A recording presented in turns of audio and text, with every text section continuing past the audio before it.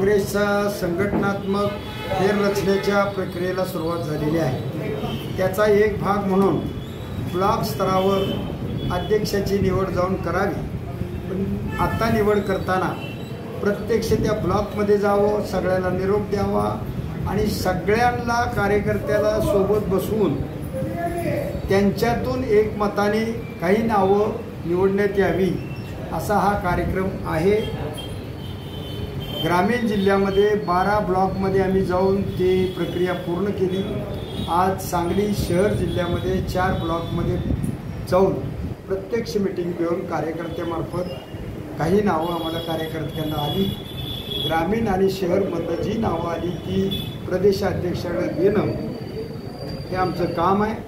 त्याचबरोबर त्यांनी व्यक्त केलेल्या भावना आणि आम्हाला तिथं वाटलेली परिस्थिती याचा अहवालासहित त्या याद्या उद्या मी प्रदेशाध्यक्षाकडे देणार आहे, ते त्यातून त्यांची निवड करतील।